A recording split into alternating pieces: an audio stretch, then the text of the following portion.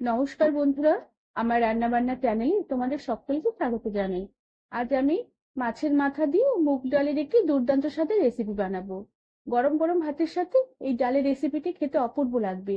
রেসিপিটি তোমাদের সম্পূর্ণ দেখার অনুরোধ রইল। আর ভালো লাগলে একটি লাইক, শেয়ার আর সাবস্ক্রাইব করে দেবার অনুরোধ রইল।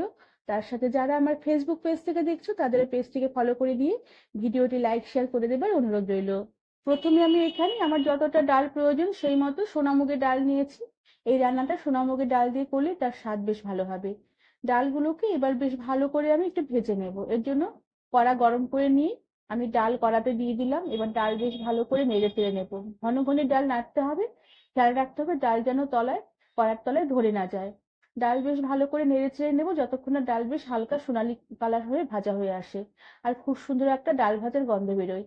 ডাল ভাজা হয়ে এলে ডালে আমি অল্প পরিমাণে জল দিয়ে দেব। জল দিয়ে বেশ ভালো করে নেড়ে চেড়ে নিয়ে ডালটাকে একবার ধুয়ে নেব।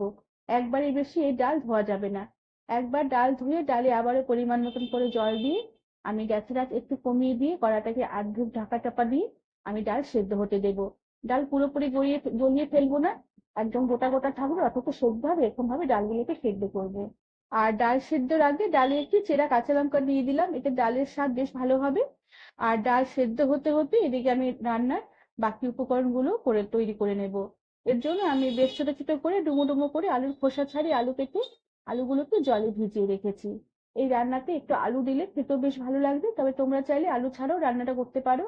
আর এরপরে একটু মশলা বানিয়ে নেব। এর জন্য আমি সামান্য পরিমাণে আদা নিয়েছি, তার সাথে নিয়ে নিয়েছি কয়েক টুকরো টমেটো কুচি আর কয়েকটা কাঁচা লঙ্কা। ঝালের পরিমাণটা তোমরা তোমাদের নিজের রুচি অনুযায়ী দেবে, তবে এই ডালটা যেহেতু মশলা দিয়ে বানানো হয় তাই ঝালটা একটু বেশি হলে খেতে বেশ ভালোই লাগে। আর তার সাথে দিয়ে দিলাম অল্প পরিমাণে ধনের গুঁড়ো, অল্প পরিমাণে জিরের গুঁড়ো, আর সাথে অল্প পরিমাণে লাল লঙ্কার গুঁড়ো, সাথে অল্প একটু গরম মশলার গুঁড়ো আর সামান্য জল দিয়ে সমস্ত মশলাগুলোকে বেশ ভালো করে মসৃণ করে পেস্ট করে নেব। তার সাথে আমি একটি রুই মাছের মাথার অর্ধেকটা বেশ ভালো করে ধুয়ে নিয়ে নুন হলুদ মাখিয়ে রেখে দিয়েছি। আর এদিকে ততক্ষণে ডালটাও সেদ্ধ হয়ে এসেছে, দেখো ডালটা বেশ ভালোভাবে সেদ্ধ হয়ে গেছে অথচ গোটা গোটা আছে, গলে যায়নি। এবার ডালের কড়াটাকে নামিয়ে গ্যাসে আরেকটি পরিষ্কার করা বসিয়ে এবার রান্নাটা শুরু করব।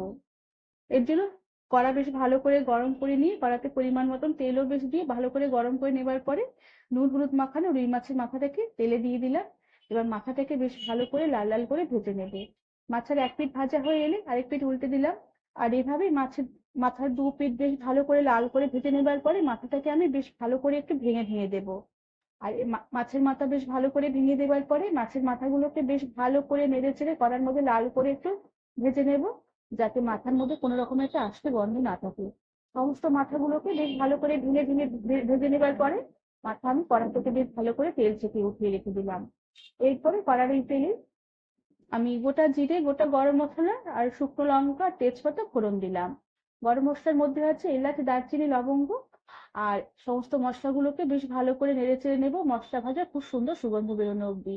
মশলা ভাজার খুব সুন্দর সুগন্ধ বেরোলে এবার আমি কেটে রাখা আলুগুলোকে মশলাতে দিয়ে দিলাম। এবার আলুগুলোকে বেশ ভালো করে নেড়ে চেড়ে নেবো। আলুতে দিয়ে দিলাম পরিমাণ মতো নুন আর তার সাথে পরিমাণ মতো হলুদ গুঁড়ো। এবার সমস্ত আলুগুলোকে বেশ ভালো করে নেড়ে চেড়ে বেশ লাল করে ভেজে নেবো। আলু বেশ ভাজতে ভাজতে লাল লাল হয়ে ভাজা হয়ে এলে এরপরে বেটে রাখা মশলাগুলোকে আমি আলুতে দিয়ে দিলাম। মশলা দিয়ে বেশ ভালো করে কিছুক্ষণ নেড়ে চেড়ে নেবার পরে গ্যাসের আঁচ কমিয়ে দিয়ে ঢাকা দিয়ে রেখে লো আঁচে কিছুক্ষণ আমি মশলার সঙ্গে আলুগুলোকে রান্না হতে দেবো। এতে মশলাগুলো যেমন ভালোভাবে কষানো হবে আলুগুলো তাড়াতাড়ি সেদ্ধ হয়ে যাবে।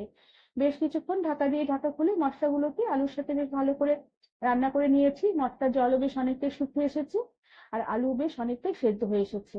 এবার বেশ ভালো করে মশলাগুলোকে নেড়ে চেড়ে কষিয়ে নেবো যতক্ষণে মশলার জল শুকিয়ে গিয়ে মশলা থেকে বেশ ভালোভাবে তেল সেপারেট হয়ে আসে। মশলা থেকে বেশ ভালোভাবে তেল সেপারেট হয়ে এলে এবার আমি মাছের মাথাগুলোকে দিয়ে দিলাম। মাছের মাথাগুলোকে দিয়ে মশলার সাথে আলুর সাথে আবারও বেশ ভালো করে নেড়ে চেড়ে কিছুক্ষণ কষিয়ে নেবো। এরপরে আমি ডালের জন্য পরিমাণ মতন জল দিয়ে দেবো। ডাল আমি যতটা পাতলা করবো বা ঘন করবো সেই মতন করে জল দেবো, তবে এই ডাল খুব একটা পাতলা করলে খেতে অতটা ভালো লাগবে না। আর এখানে গরম জলই ব্যবহার করতে হবে। জল দিয়ে বেশ ভালো করে নেড়ে চেড়ে মিশিয়ে নেবো। আর এরপরে ঢাকা দিয়ে রেখে আমি আলুগুলোকে সেদ্ধ হওয়ার জন্য রান্না হতে দেবো। আলু যাতে ভালোভাবে সেদ্ধ হয়ে যায় আর জলটাও যাতে ভালোভাবে ফুটে জলের পাংশা ভাবটা কেটে যায়। বেশ কিছুক্ষণ জল আলু বেশ ভালো করে রান্না করে নিয়েছি। জলও বেশ ফুটে গেছে, আলু বেশ ভালোভাবে সেদ্ধ হয়ে গেছে। এবার আমি সেদ্ধ করা ডালগুলোকে কড়াতে দিয়ে দিলাম। সম্পূর্ণ ডাল কড়াতে দিয়ে বেশ ভালো করে নেড়ে চেড়ে নিয়ে কিছুক্ষণ ফুটতে দেবো, তবে খেয়াল রাখতে হবে মুগ ডাল কড়ার তলে অনেক সময় ধরে যায়, আর বাড়ি বাড়ি নাড়াচাড়া দিয়ে দিতে হবে। এরপরে ডালে আমি একটু চেরা কাঁচা লঙ্কা দিয়ে দিলাম, এতে ডালের গন্ধ স্বাদ অনেক গুণ বেড়ে যাবে এই কাঁচা লঙ্কার গন্ধতে। সাথে নুনের পরিমাণটা চেক করে নিতে হবে, নুন যদি লাগে এই সময় নুন দিয়ে দেওয়া যেতে পারে, তার সাথে অল্প পরিমাণে একটু চিনি ছড়িয়ে দিতে হবে, এতে ডালের স্বাদের ব্যালেন্স আসবে। এবার সবকিছু বেশ ভালো করে নেড়ে চেড়ে মিশিয়ে নেবো, আর কিছুক্ষণ ডালটাকে নেড়ে চেড়ে দিয়ে আমি ফুটতে দেবো। ডাল বেশ ভালোভাবে কিছুক্ষণ ফুটিয়ে নেবার পরে আমি গ্যাসের আঁচ বন্ধ করে দেবো, আর সবশেষে উপর থেকে একটু শাহি গরম মশলার গুঁড়ো ছড়িয়ে দেবো, আর তার সাথে অল্প পরিমাণে একটু ঘি উপর থেকে ছড়িয়ে দেবো। এই শাহি গরম মশলার গুঁড়ো আর ঘিয়ের গন্ধ ডালের স্বাদ বহুগুণ বাড়িয়ে দেবে। এবার আমি ঢাকা দিয়ে রেখে কিছুক্ষণ স্ট্যান্ডিং টাইমে রেখে দেবার পরে এই মাছের মাথা দিয়ে মুগ ডালের রেসিপিটি আমি সার্ভ করে দেবো। বন্ধুরা, আমার আজকের রেসিপি তোমাদের কেমন লাগলো আমাকে তোমরা কমেন্ট করে জানাবে, আর ভালো লাগলে একটি লাইক, শেয়ার আর সাবস্ক্রাইব করে দেবার অনুরোধ রইল। তার সাথে পাশে থাকা বেল আইকনটি প্রেস করে দেবে, যাতে আমার সব নতুন ভিডিও নোটিফিকেশন সবার আগে তোমাদের কাছে পৌঁছে যাবে। আজ তাহলে আসি, পরে আবার একটি অন্য নতুন রেসিপি নিয়ে দেখা হবে। ধন্যবাদ বন্ধুরা।